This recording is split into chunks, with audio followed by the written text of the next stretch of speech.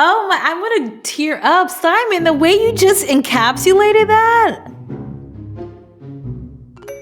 We live in a world of oversimplification. News is given to us in sound bites. In fact, everything is given to us in sound bites. If you can't do it in about 140 or 180 characters, people won't have the attention span to listen or pay attention. Things are getting shorter, smaller, and dumber. Not for Phoebe Robinson. She's a comedian, producer, actor, all-around remarkable human being who believes that we need complexity, we need nuance in the work that we do. Why? It just makes it better. It makes it smarter. And it makes it more important. This is A Bit of Optimism.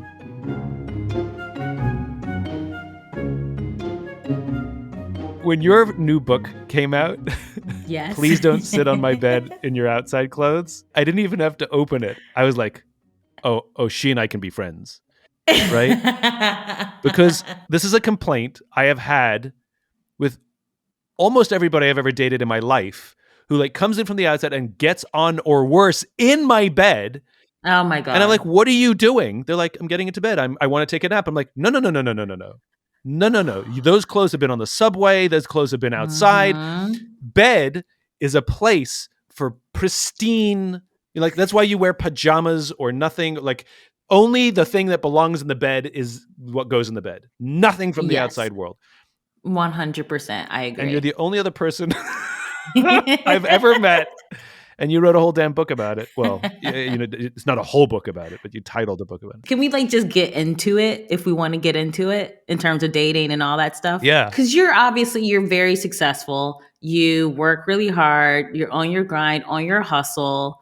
Like, are you in a place where you are prioritizing finding a partner? Are you sort of just like, if it happens at this moment, cool, but I'm focusing on Simon? I made a deal with myself many years ago. Ooh. When I started with Start With Why and I started to get invited to speak and travel, I recognized that if I pursued this, it's going to hurt my personal life. I mean, it was obvious. I'd be on the road so much. I'd go on an amazing first date and I'd say, oh my God, I had such a good time. Are you free for a second date in 6 weeks? Yeah. So I was pretty undateable for anybody that wanted anything serious. And I made the choice that I was going to pursue spreading this message because it really mattered. And I knew that it would come at personal sacrifice and I was okay with that. The deal I made with myself was that when it found its own momentum, that I would reprioritize. And as things started to go and I didn't have to be out there pushing the flywheel by myself every day, like social media and other people, like books that all helped, I could refocus. So I'm in that space. My personal life is very important to me, and I will turn down work because something at home matters now. And I am dating somebody, and It's wonderful, and I like being in a relationship. I mean, I've had relationships prior.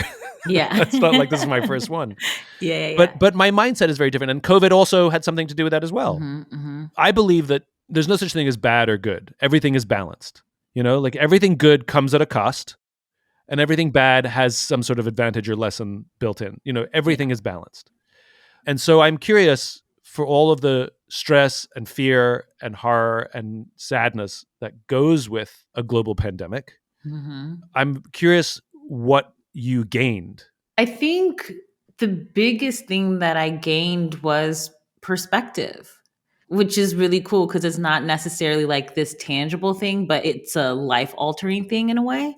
And I've been working in comedy, entertainment going on, 2022? So we're talking almost 14 years at this point. And, much like your career, it's like you kind of just, if you're like, I'm going to do this, I have to give all of myself. And so I was just hustling. I was grinding. I was like, work came before everything, family, friends, relationships, all that stuff. And then when COVID happened and we had to just sort of stop, and like all these work commitments that I have for 2020 sort of like dried up. And I was like, well, what does this mean? I have this business. I made all these plans. I was doing everything right, as if like me being morally a good person is going to prevent a pandemic from happening. You know what I mean? I was really sort of like mentally struggling. My work is a big part of me. So who am I without that part being as present as it was. I was sort of thinking about starting therapy, and then my boyfriend and then a close friend of mine were like, "Yeah, we think you should just do it. Let's just do it like once and see like what's up." And I was like, "All right, I've never done it before." And it really just allowed me to sort of be like, as much as I want all my dreams to happen and I want to do the TV shows and I want to produce and I want to keep writing books, there's more to life than just doing and creating. And I think it's very easy when you love what you do to have it be like, well, I love this thing, so I want to keep doing it. But it's like, I miss weddings. I've missed like, friends having kids. Like I just have missed a lot of things that now at 37, I'm sort of like, I don't want to keep missing stuff. And I don't want to keep missing my life is what I felt like I was doing. That's such a great lesson, right? That we are worth more than the work that we do. I see this with successful people. Their whole self-identity is tied to their work, that when they stop doing that work, they literally have an identity crisis. They retire or they get fired or whatever happens, something goes haywire in their career and they have crisis. I wonder how many people had that mini crisis during COVID when they were faced with that image before it actually happened. It's like a crystal ball. Yeah, I think so many people, because it's like, listen, there's certainly the capitalism aspect of things. You have to work to sort of live and support yourself. If you have dreams that you want to come true, you have to put a lot of energy into it. And so I think it's easy to kind of get caught up in the work of it all and the pursuit of things, because the world is sort of built to like keep moving and pursuing and building and acquiring and more and more and more. So it's easy to lose that perspective and see like, oh, what am I actually missing out on here? You do so many different things. You're a polymath. Is there a thread that you try and weave through everything? Whether you're writing or producing, that you have something you're trying to spread, something you're trying to instill in others? I think especially in the world of comedy changes so much. And I think it often can not only reflect what's happening in society, but also help society sort of change course, Yeah. right? And I think specifically with comedy, for a while, it was very sort of cynical and sort of like, I'm going to be detached and I'm going to be removed. And that's kind of cool because I'm checking out of this bullshit. And I think, certainly with the pandemic, we're sort of coming into a place of like, I want to laugh because I give a shit. Because I'm emotionally invested and I'm laughing even harder because I recognize that thing. It's the old jester's role, the one person who can tell the truth to the king. Yeah. Who has a perspective and is willing to speak out about irony or nonsense. Yeah. And like, I want to have fun and be light and be celebratory about life, but then also have like a lot of heart too. Like, I just think like some of my favorite comedies, they have so much heart. I think people could just shortchange comedy as like, oh, it's like light. You just turn your brain off and you're like not even thinking. But I think you're not really like when you're really laughing super hard at something, sometimes it can just be like a silly sort of like physical pratfall, but it's because you recognize something in that, or you experience that, or it just means something to you, that it captures your heart and hits you where your essence is, and that makes you laugh a lot too. Back to the question I asked before. So what's your cause? Like, what's the thread? What's the commentary that you want to weave into all of your work to make sure that it shows up? I want people to feel without turning it into judgment, making it like about, well, I'm righteous because I feel this thing now. And I think it's very easy to get on your high horse and be like, I'm perfect, I'm smart because I felt this thing, whether it's joy, whether it's sadness, whether it's rage, I got it. And you didn't get it because you didn't get it when I got it. And I want people to just be able, like, no, just be able to experience the world without it being a competition. I get caught up in that too sometimes, where it's like, you get so caught up in, well, I figured this out, so everyone else should have figured this out already. And it's like, well, there was a moment where you also didn't know. Yeah. So can you give me an example from your own work where that really is a crystal clear example of, you want it to be, your own journey. It's not a competition. Have all the feels. And if somebody hasn't had the feels yet, support them rather than berate them. It comes across, I think, a lot in my writing, and sort of how if I'm going to make a commentary about anything on the outside, Mm, I'm going to address myself first mm. and be like, hand in the air, I fucked up about this thing.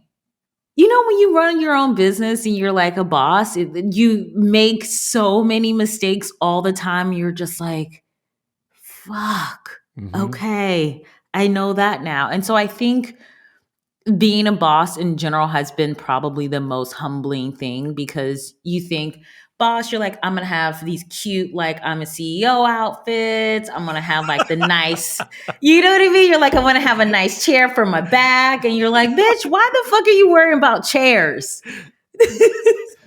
I remember the first time I got a nice chair. Yeah. And so I think, for me, one of the biggest things I learned right away is I learned such a higher level of compassion, Yeah.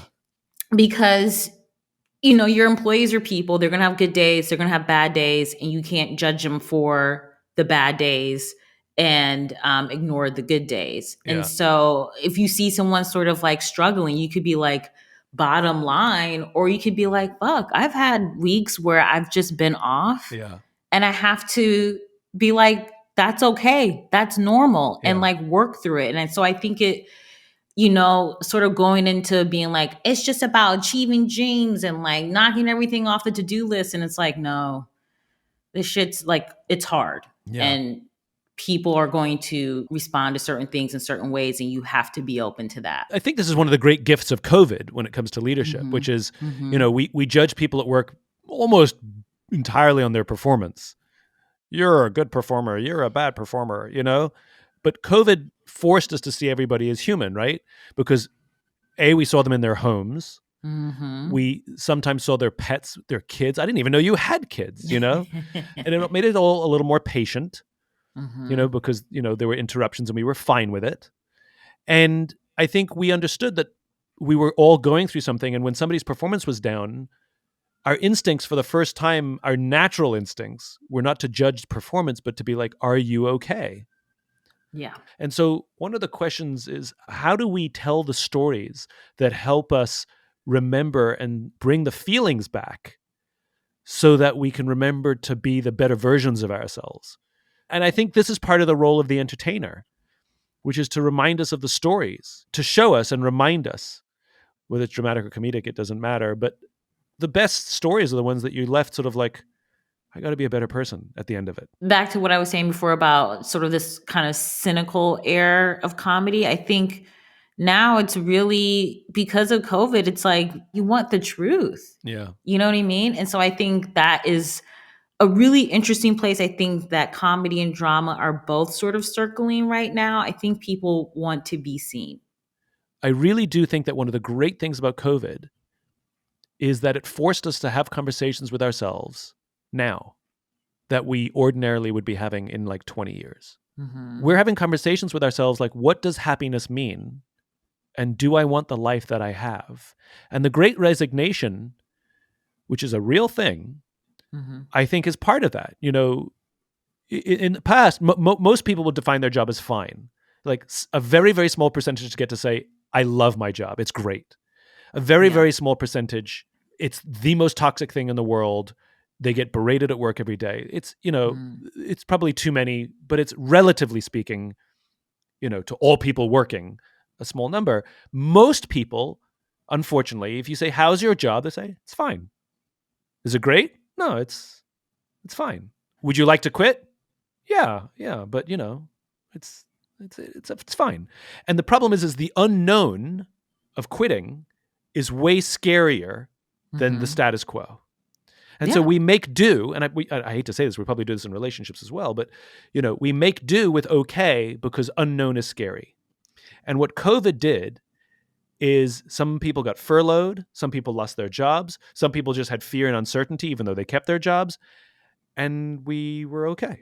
Our relationships are intact, and all of a sudden the unknown became a lot less scary, and If I'm comparing fine and unknown now, I'll take unknown. What I think is so interesting about the Great Resignation is that it's affecting all levels inside a company, especially lower levels. So it's your Mm-hmm. frontline worker who for decades has been mistreated and abused because companies knew that they needed the paycheck and they could get away with it. And for the first time ever, that frontline employee is being like, no, I'll take unknown. It's an indictment on leadership and the manner in which we built corporate cultures for the past multiple decades. It has been so unbalanced against your average employee that this, to Mm-hmm. me, it's like a stock market correction. This is a rebalancing. And it's going to go off balance the other direction for a short period, which is what the Yeah. Great Resignation is, but it'll find equilibrium.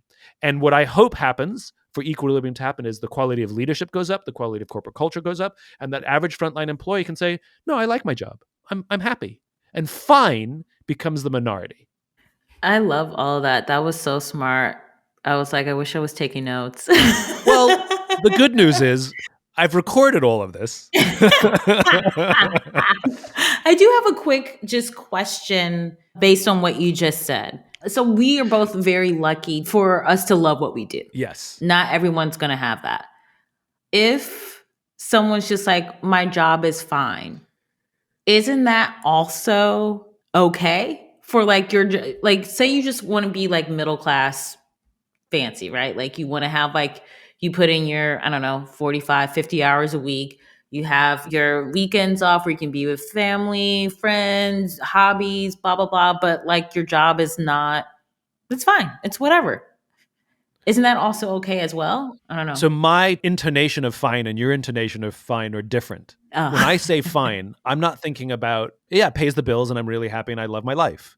okay. When I say fine, I mean like the corporate culture that I go to work to every day, the people that I work with, the manner in which Mm, I'm treated by my leaders is fine. When I talk about fine, I mean literally like it makes me a little bit, not depressed, but it makes me a little bit sad because I yeah. bring fine back home.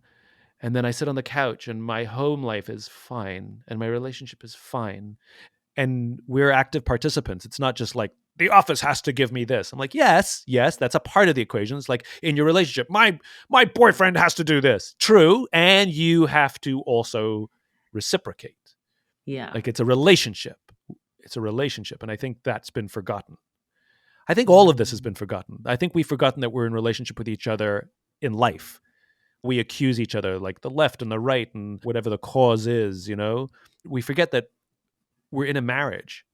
It's like we live in the same country, we live in the same cities, we share the same resources, and like we're going to have to figure this out at some point because like we're in the house together. And like this is what I lament. I lament the fact that we are partners in a relationship. We are one part of a relationship, and it doesn't matter who's right or wrong. We're going to have to figure this out. the thing is, it feels like we're, no, you're 100% correct in that.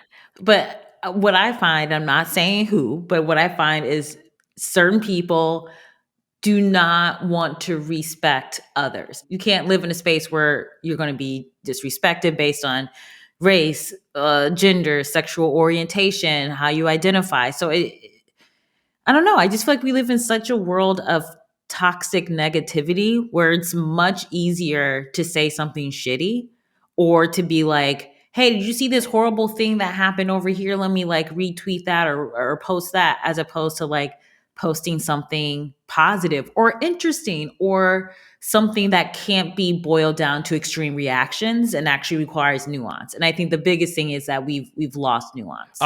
Amen. We have turned this world into it's all binary, and we've forgotten that life is complex. To your point, it's nuanced, and we are not very good at dealing with complexity and shades of gray. So how are you going to fix it, I'm Simon? working on it. Jeez, all the pressure. The path that I've chosen is to try and sit in the middle, where I think it's important to listen. I don't know if you know the work of Dia Khan. Mm-mm. She's a award-winning documentarian, Mm. Muslim woman living in England who was trolled by white supremacists to the point where the police advised her to stay away from open windows. Like it got that bad. Yeah. The way she responded was she moved to the United States and went to meet white supremacists. She was in Charlottesville. She wasn't marching with them, but she was walking with them. She Wow. went to give white supremacists a safe space to feel heard. And she tells the story of her own journey where she went to the rallies and she spat on the Nazis and she felt self-righteous. She talked about it with all the people who went to the rally and spat on the Nazis and held their signs and screamed and yelled and called them racist. And they all felt great about themselves. And at the end of the day, Dia asked herself, what did I do? Did I move the needle? Did I actually affect them, or did I just feel good about myself? And she realized that screaming and yelling and spitting at people isn't the solution. She made a documentary about it called White Right, Meeting the Enemy. And something remarkable happens, which is she gives them a chance, as she calls it, to empty the bucket. At the point that they feel heard, they're willing to listen to her. And they struggle to now reconcile their racist views with the fact that they trust her and view her as a friend. And one by one, they drop out of the movement. What she's doing, I think, is helpful. I think it was great for those Nazis to sort of realize I shouldn't be a Nazi. Okay. But what I also find is like, I feel like we can't be in a place where we have to center ignorance and hatred and hold their hand. There's a part of me where it's like, I don't care if a Nazi doesn't feel heard, because what you're spewing is vitriol. Like, as a person of a color, as a woman, as just like a person who's like not horrible, to me it's wild that what she's doing is never done from the other side. Like, a white supremacist is like, let me go talk to some Mexicans and figure out my shit. It's never that. It is Correct. someone else having to do the work of fixing white patriarchal bullshit, which I'm like, we are not here to fix your shit and fix this mess. You're right. You're 100% right. Yeah. And I asked Dia that question. And she said she's worked with white supremacists, she's worked with jihadis, she's worked with abortion activists. And she said in her work, in her experience, the one lesson she's learned, agree or disagree, like it or not, is the victim very often has to go first. And you're right. I shouldn't have to. The white patriarchy, I shouldn't have to fix their shit. You're right. But then what? How is someone who has a racist point of view or a misogynistic point of view or who has supremacist thinking, how will they see the light if they don't have an experience that helps them see the light? That is a great question. I think that's super valid. But also, I think it would be more supportive of stuff like this, even though I think what she's doing is brilliant and, Sure. and smart and necessary, obviously. But what I find is, more often than not, it tends to not be sustained. Throughout history, there have been, gay people, people of color, women, white dudes who are like, who get it, who have done the work of educating this group or that group. And it's great for like a movie that, like, Hilary Swank will star in, you know what I mean? But the the fruits of that labor never come to pass. If it's not actually being sustained through years and decades, like, I'm not sure what the work is actually doing in the long term. Well, I think you summed it up. The work is constant. I mean, you're in a relationship. You're in a 4.5-year relationship. I never understood that. Like, people are like, relationships require work. I'm like, how good is your relationship if you're constantly working on it, And I'm in a relationship, and let me tell you, it's a lot of work. But every day I wake up and say, is this work worth it? And every day I say yes. Yeah. And the minute it's not worth it, then I guess it'll collapse. Yeah. But the work is worth it, which is why I and we keep doing it. And if it was only me, then it would fall apart too. Yeah. To your point, which is, how much do I have to keep doing this? But as you know, in a relationship, one of you has to go first.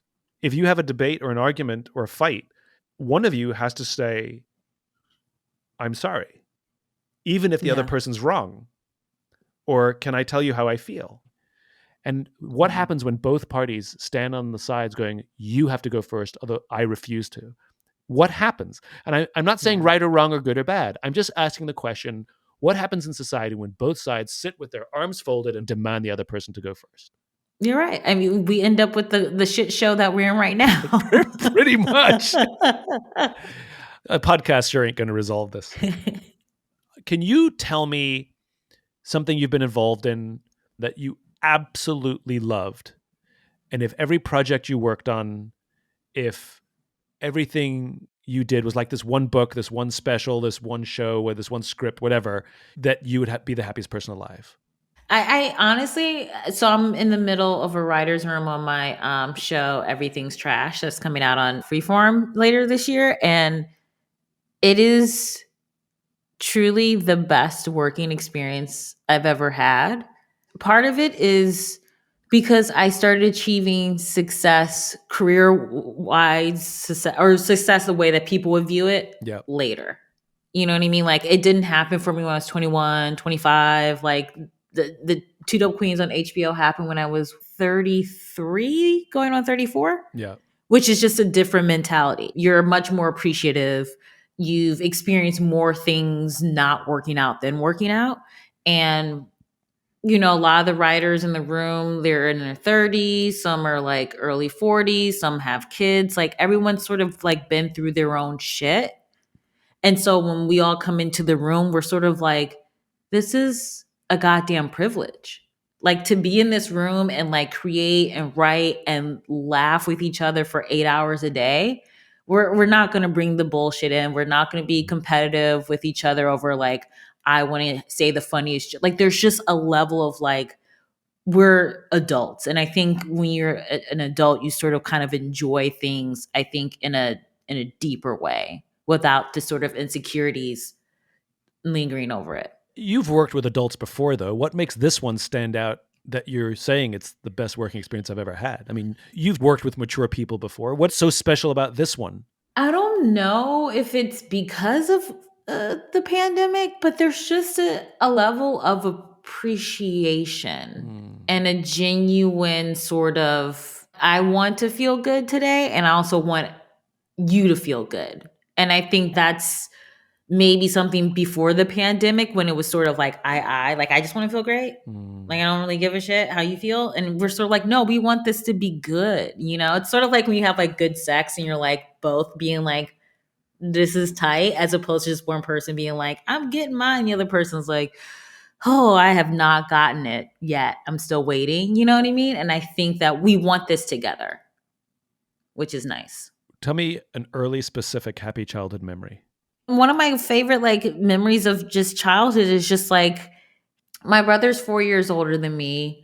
And he was always so generous. And so he would always just let me play with him and his friends. And it was just like such a cool thing. Like, he was never like, oh, get out of here. He just like included me sort of in that. There was just no bullshit. He was like, I'm having fun. I want you to have fun too. And I could just like, I closed my eyes and I could just see us like in the backyard playing basketball together. And it's just like, he's such a cool dude. He's such a cool dude. Do you know that the story you just told me about your childhood and the story you just told me about the writer's room were the exact same story? What you just revealed is basically your deep-seated motivation, your deep-seated inspiration, what energizes you, which is what you said is this mutual appreciation. You are become your brother. It's not just about him playing with his friends and having fun and keeping his little sister out. It's about him having fun with his friends and including his little sister so she can have fun too. And that's how you describe the writer's room. It's not just about me having fun, but I want you to have fun too. It's not just about me finding success or fulfillment or joy. It's about you finding it too. And your life's work now is to basically invite other people to the basketball court to play basketball with you. Oh my, I'm going to tear up. Simon, the way you just encapsulated that.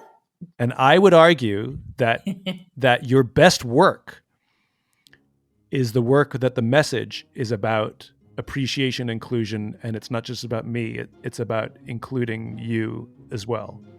And like the messages in your work, when that comes through, you will look at your own work and be like, I'm proud of that work. This was great. Oh my God. Phoebe, you're magic. So are you. This is a dream. This has been a true dream. The feeling's mutual. What a joy. If you enjoyed this podcast and would like to hear more, please subscribe wherever you like to listen to podcasts. Until then, Take care of yourself. Take care of each other.